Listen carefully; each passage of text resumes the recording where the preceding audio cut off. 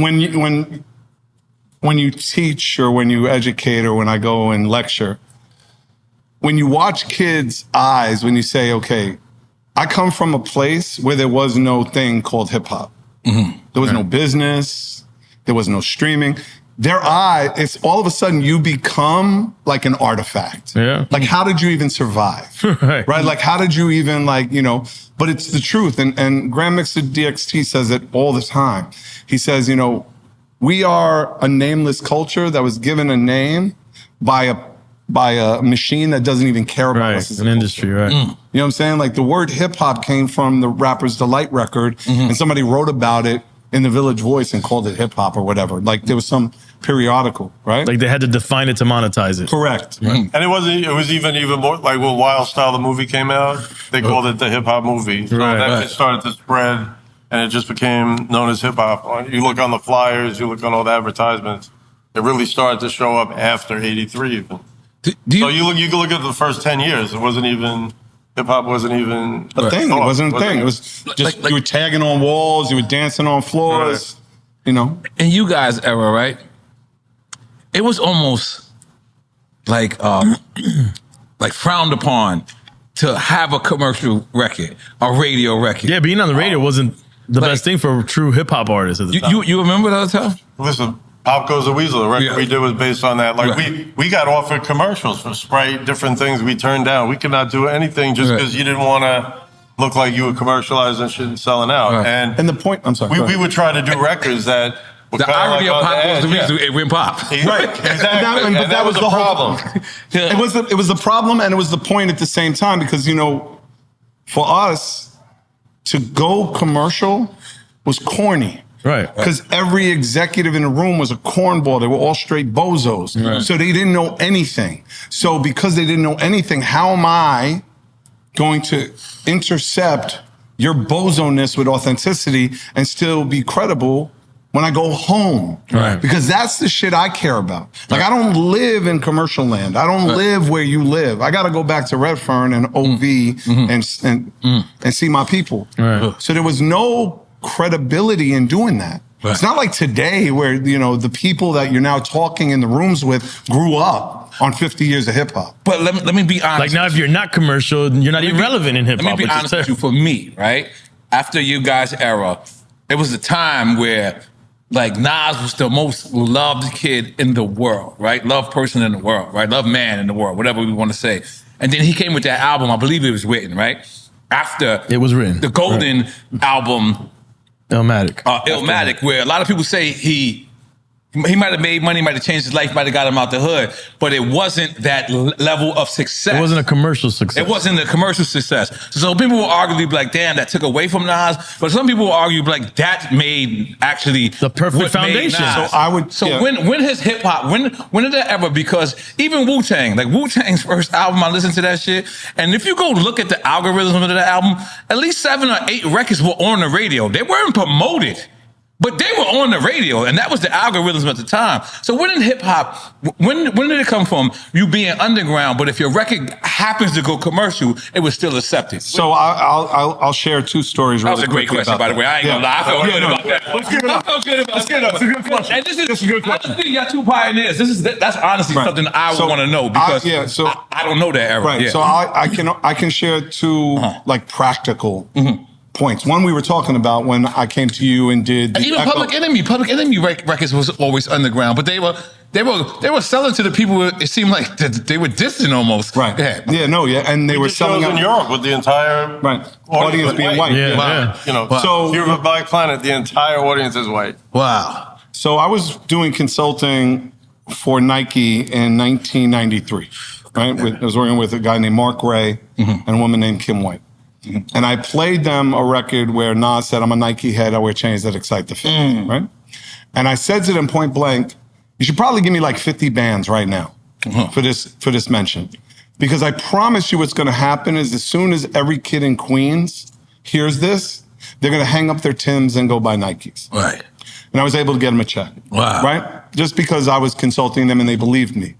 But what I did was when I started working with Mark Echo and Echo Unlimited. Big up Mark Echo. Right? So And, it's funny you talk about, anniversaries. Right. This is the 30th anniversary of Echo. Yeah. Right? When we started it, Mark always had this philosophy of like, okay, we have to do natural integration, but commercialize it, right? So we were talking about like when I did the CNN. Yep, I remember. Echo, we went to the building. Yeah. Because I said, yo, where do you smoke? Where do y'all go hang out and smoke? He's like, oh, we go to... Yeah. So I shot, and everything was grainy, and it looked like we captured it, and then we dipped. Right. When I shot Prodigy, May Rest in Peace, and Mobb Deep, they were on the 40 side of Vernon, hanging off on the bench. Right. So it was about having those voices in the room that could say, this is what's credible. This is what's real. This is what feels real because it is real. And we're talking to the artists because we're not coming up with some catchphrase not that a bunch of people. Right. So like all the catchphrases, like me and Busta were talking about it when we did his. It was him and his son Taziah, who's now 30-something, right? And his son had to go use the bathroom. And we like, do you want to go with Taziah? He's like, nah, let him pull his pants down. He'll figure it out. It was like, that's the quote. And that was the quote. You know what I'm saying? Like, because it was real to what he was experiencing while he was in the clothes, while he was wearing the clothes. That was what was missing for me and Pete's era in 91. That's why we couldn't do Kentucky Fried Chicken ads. That's why we couldn't do, because there was no one in there that we could correlate our realness, our authenticity, and then have that become an eco-siloed no ad synergy campaign. in it, right? No, there's zero. But with Echo, what gravitated everybody to Echo is, oh, they're real. Yeah. They got the real dudes, they got the real Because in retrospect, right? Even the bag was real. Yeah, like the bag. That's what I was saying. Living in that time, right? It was kind of crazy to say that we got messed up contracts, but let's not take this money from over here because we'll be corny for taking that money over there. Are we saying that we didn't care about our families back then? No, what we're saying is no. But listen, but here's the other side of it, Nori. If you say, because you say Michael Jordan, they always say that Michael Jordan had one of the least powerful contracts in the NBA.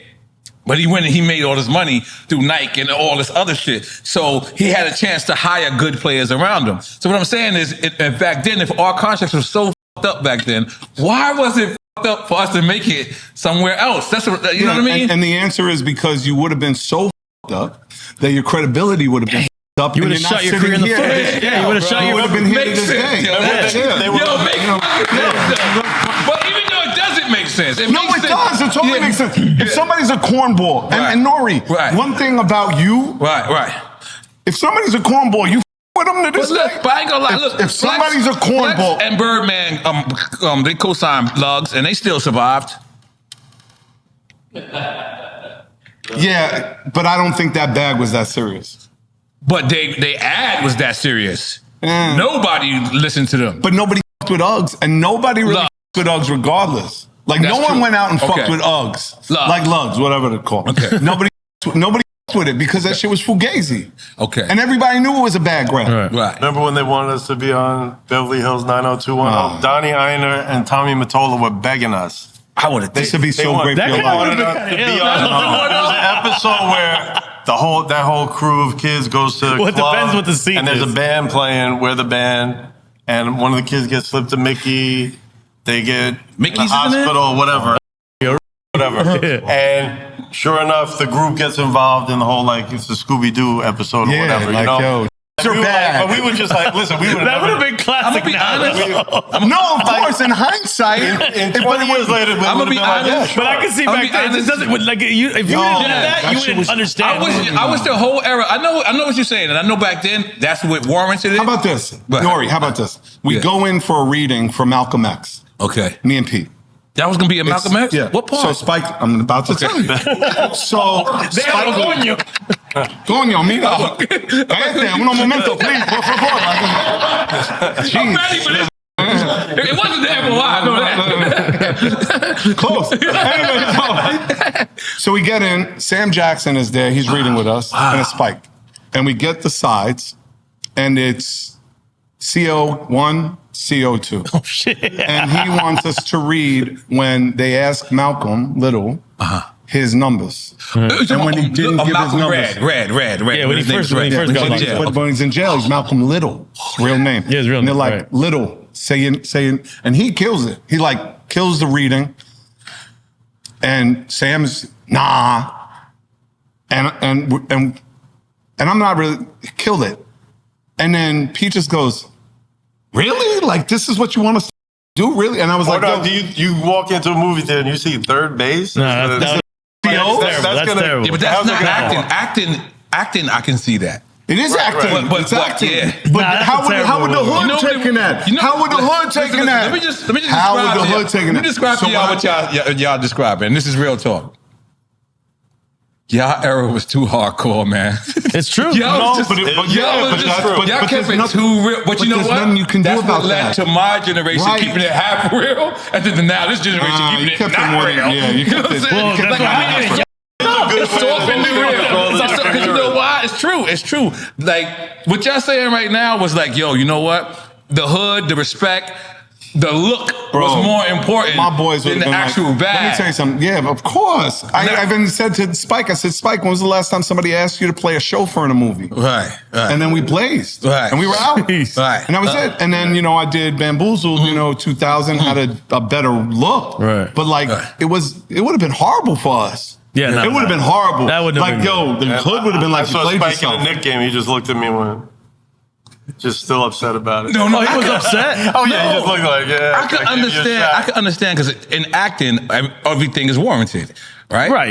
You know what I mean? So I could understand it. But, Yeah, but on the streets, people take that Nah, I shit real, understand. man. Right, but it's how not real like y'all they came kept in it. as thespians trying to just do this. Right. And it wound up being two thespians and it got two actors and who knows who they are and nobody cared. But if it was us, Right. Yeah. That was a serious subject. Let me yeah, see. really serious. Let me see. Because I even said to him, because I read, at that time I was reading Malcolm X at least once a year. I said, yo, there's that scene in Colombia when the student walks up to Malcolm and he's going to do the thing. He says, yo, I don't have a racist bone in my body. And even though I'm white, isn't there anything I can do? And Malcolm looks at her and goes, no. And keeps moving. I said, why can't, Pete goes to Colombia. Like, yo, why can't we do that role? Like, it's authentic. Like, Right. he graduated magna cum laude, a degree in English. Let the motherfucker do that. Right. No, that's real. But acting is play But it wasn't play pretend. like Yeah, I acting. know. But bro, back we then, were whatever they so real. like everything was real. Even Belly. I remember when I did Belly, people were really thinking he was. Yeah. Like, Yo, The I audience remember would people, believe this shit. Yo, people would asking me, yo, when's your man getting out? I'm like, what, out from where? Right. Where is he getting out from? But in retrospect, this is something that I know you're close to. Is I believe when it comes to acting and people sticking with those roles that they're categorized as, I believe Bishop was the one. Oh, Tupac. Like I believe both of you guys know Tupac. I've never met Tupac, right? Before or after. Well, you're trying to say that people said he became 1,000,000%. Bishop? I know Well, everybody. listen, we heard it because Daddy Rich was in Juice with them and saw the transformation from when we were on tour. Like Tupac used to come in my But hotel I know room. Digital Underground. Yeah, he was Tupac. with Digital. He was dancing. He would just come in the room. He would freestyle. Try to freestyle. Could be spit Tupac some in a rhymes. dance battle? He knew he had a production. absolutely. So like Tupac's trying to get a May deal. rest in He's peace. trying to spit like, what do you think? What do you think? I'm like, it's all right, And you out but third base at this we're time? third base, Okay. and he's actually walking up to Rich and saying, "Yo, Rich, can I help you carry your cases? You need any help?"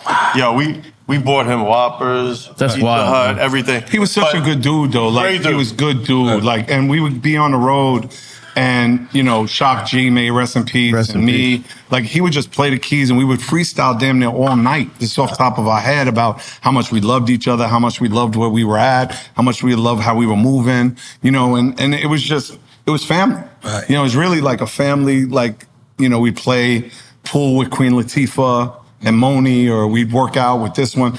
It's really family. But isn't that kind of the moral of this whole story, is that back then it was like a small community and doing certain things would kind of exile you from that community. Right, but back to what he's saying. So Tupac we once a conversation told me about his mom, and I see that he had like these friendship bracelets and like a silver bracelet and just like a little silver chain with a little silver medallion. He's like, you never wear gold. Tells the whole story about the gold trade. And so he's in Juice. Rich reports back to us like, I think Tupac thinks he's this character. Like he's seen him turn into the character. He saw it right in front of his Okay. face. So wow. we do this show in, I think it was the Gavin at the Townsend.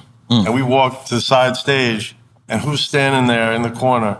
with this big dookie cable on with this big huge gold medallion. Oh, this is Death Row Tupac now? Or No, No, this is way before. no. Okay, okay. And like, This yo, is Brenda Got a Baby. Okay, Tupac. Brenda- Holla if you hear me, Tupac. Yo, Right. we clowned him, and he was like, yo, he was pissed, man. He was Right. like, we were like, yo, what happened? Yo, with what all happened with the silver? gold, What happened homie? with the- Yo, why you got that gold on, homie? Yeah. You looking like, you know, you got that slave mentality, Right, homie. right, He's like, right, yeah, why you doing But me he was like that? mad Caught young him too, out there. and, Oh, yeah, you no, know, no, but that's the whole That's thing. what he like, said that yo, it bro, like represented. at the end of the day, like we were all young. Like we Right. were all really young. Like Right. making, thank you. We were making adult decisions as children. Like, Right. you know what I mean? Like I think about like the decisions I made about the demise of our partnership at 23 years old. Like I got kids, you know, my kids are 30, 28, and 27. Like I can't imagine my kids at 23 making the decisions Right. that I was making. I was just not capable of making those decisions. Real talk. You got something to say to that? I'll just say, like, when we get Daddy Rich in here, he could go more in depth with that Tupac story. 'Cause Okay. Yeah, he was in the battle scene. You know, Rich was right on the set, and he's got a good perspective on that.